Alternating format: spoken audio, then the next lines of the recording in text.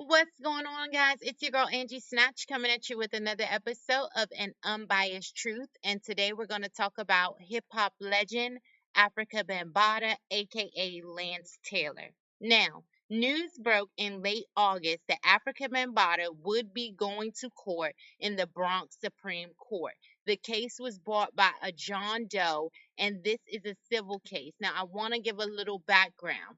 Last year, in the midst of the Epstein um, scandal, New York bought the New York State Child Victims Act. What this did is it gave a 1 year time span for victims of child SA to file a lawsuit against their assailants. Now, anyone that hadn't reached the age of 28 could file a criminal case.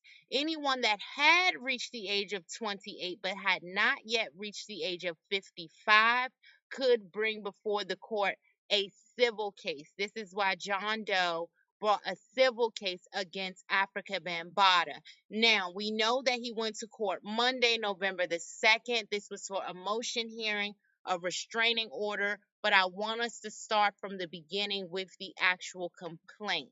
I will not be able to get a recording of the case because in Bronx Supreme Court it is illegal to play any recordings. You could get a still or maybe a drawing done. We'll see how this goes. However, what you have in front of you is the amended complaint. John Doe, who is the plaintiff, against Lance Taylor, aka Afrika Bambaataa, aka Afrika Bambaataa Asim, aka Kevin Donovan, aka Asim Bambaataa Bay, aka Bambaataa Kayan Asim, aka Chief Dragonfly, the Zulu Nation, the Universal Zulu Nation, and the XYZ Corp. Those are the defendants. With the nature of the action, what it covers is that New York Child Victims Act, and under number 2, you see from 1991, when the plaintiff was merely 12 years old, to 1995, the plaintiff was repeatedly SA and S trafficked at the hands of the defendant Lance Taylor. Now, this is the complaint that it happened from 1991 to 1995. That means from 12 years old to 16 years old. I did a little math. So in 1991, if the plaintiff in this case was 12, we're at 2021. That would bring them to 42 years of age at the time of this suit. As a result of the passage of the CVA, plaintiff for the first time in his life can now pursue restorative justice. Plaintiff brings suit to vindicate his rights. Then it goes over the parties, but what I want to get into is the factual background. So, with the parties, defendant Lance Taylor, who they're saying upon belief resides in Teaneck. Then you have the Zulu Nation, an organization which promotes cultural music, hip hop awareness. The same for the Universal Zulu Nation. Now, for the XYZ Corp, upon information and belief, defendant XYZ Corp is an additional entity whose true identity is not yet known to plaintiff, which owned or operated by, affiliated with, owned and or managed by, or for the benefit of one or more other defendants, or in any combination of any or all of them. The jurisdiction of the court. Why this is brought in Supreme Court is because the amount sought for damages, which has not been disclosed, is larger than what a normal civil court would have, a small claims court. But what I want to get into is the factual background, the SA of the plaintiff. So this is the core of what this complaint is. 14. At all relevant times, plaintiff resided at bronxriver houses, public housing provided by the New York City Housing Authority. At all relevant times, defendant Lance Taylor resided at bronxriver houses, public housing provided by the New York City Housing Authority. Hereinafter, it will be referred to as BRH. At all times relevant, Defendants Zulu Nation, Universal Zulu Nation, and XYZ Corp were headquartered inside Defendant Taylor's apartment located at BRH Bronx River Houses. Upon information and belief, and at all relevant times, Defendant Taylor was a well known disc jockey, rapper, songwriter, music producer who is universally considered the father of hip hop music. Upon information and belief, Defendant Taylor was the founder of Zulu Nation, Universal Zulu Nation, and XYZ Corp, international hip hop awareness organizations. Upon information and belief, and at all relevant times, Defendant's apartment within BRH was known as the Zulu Nation headquarters. Upon information and belief, and at all relevant times, defendant's apartment within BRH was known as the Universal Zulu Nation headquarters. Upon information and belief, and at all relevant times, defendant's apartment within BRH was known as the XY, that's a typo, Z Corp headquarters. So, in a nutshell, African Bambaata's apartment in Bronx River houses acted as the headquarters of the Zulu Nation, Universal Zulu Nation, and the XYZ Corp, as alleged in this complaint. Upon information and belief, plaintiff met defendant Taylor in 1991. Upon information and belief, plaintiff was 12 years old when he met defendant Taylor. Upon information and belief, shortly after meeting defendant Taylor, plaintiff became a card-carrying member of defendant Zulu Nation and began attending Zulu Nation meetings at the Bronx River Houses Community Center. Upon information and belief, shortly after meeting defendant Taylor, plaintiff became a card-carrying member of defendant Universal Zulu Nation and began attending Universal Zulu Nation meetings at Bronx River Houses Community Center.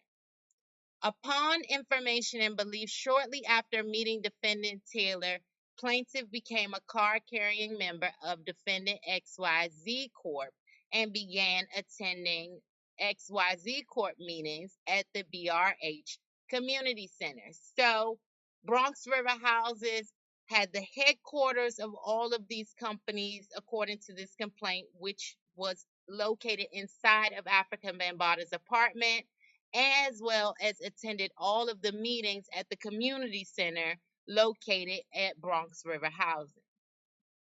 Upon information and belief, plaintiff became a part of defendant Taylor's security team.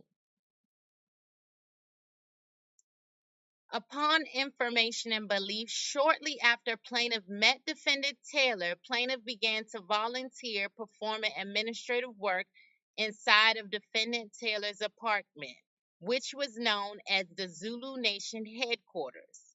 Upon information and belief, shortly after plaintiff met defendant Taylor, plaintiff began to volunteer performing administrative work inside of defendant Taylor's apartment, which was known as the Universal Zulu Nation headquarters.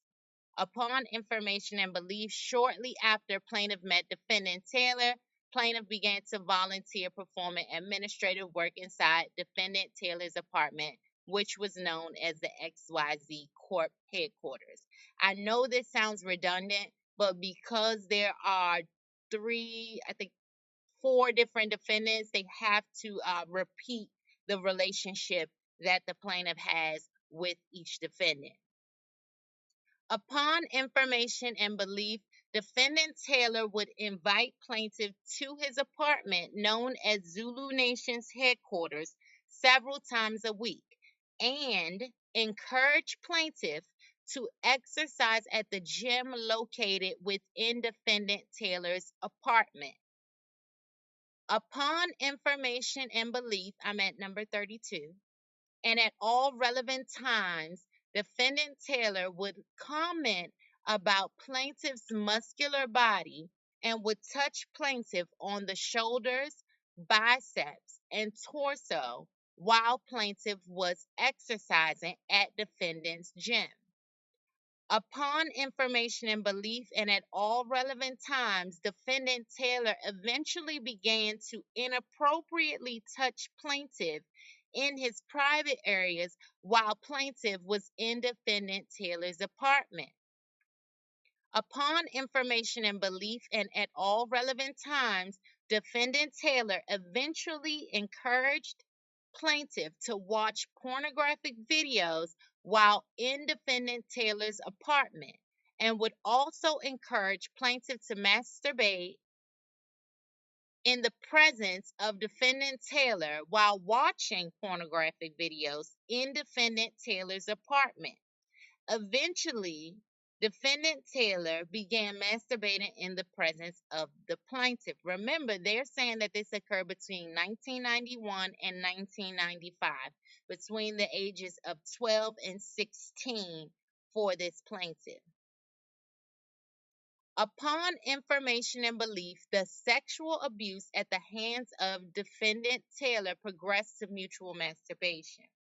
Upon information and belief, during plaintiff's visits to defendant Taylor's apartment, defendant Taylor's SA of plaintiff progressed to sodomy.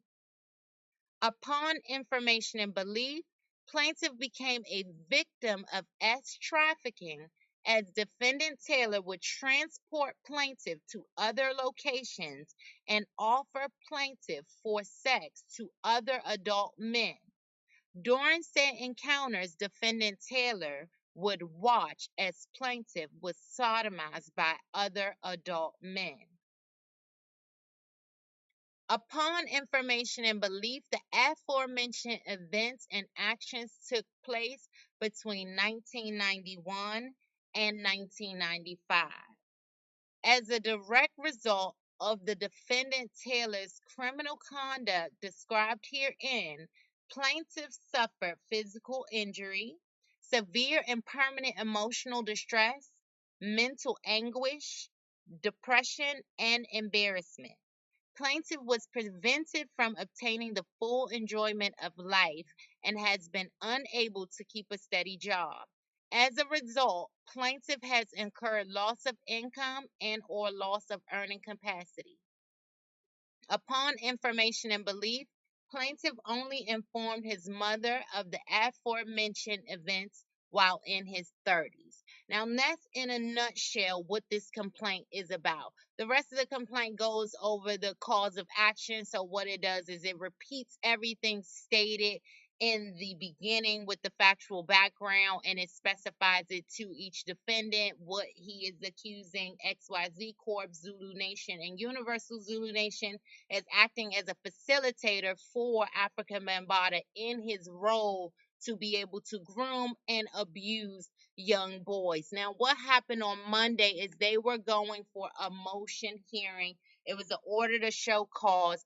The plaintiff was asking to proceed in this case as anonymous and getting that restraining order, meaning that he would still be considered anonymous, none of his information given. That was granted. Now, there was not a response from any defendant in this case, and as you know, in a civil case, it's not like a criminal case where you'll have a warrant. In a civil case, they'll pretty much proceed without you. And that is what happened in this order to show cause hearing. There were no answering affidavits, as you can see right here. It was granted, and the case is still active. However, they have not been given a future court date. I did want to show you that it was served and to show that there was not a response. So it says defendants were duly served with this instant order to show cause and none submitted opposition. So that means that they didn't have any qualms about the plaintiff proceeding as a John Doe. Now, it'll be interesting to see what their response will eventually be. However, right now, all we know is this. We know that these things occurred from 1991 to 1995, that he lived in the Bronx River housing, and that he joined Africa Bambaata's security team and that he is accusing him of sexually trafficking him. So you guys, you let me know, what do you think about this case? Do you think that there is some merit? I know that the story sounds very familiar from me watching the Layla Wills interviews, but let me know what you guys think. It's your girl Angie Snatch.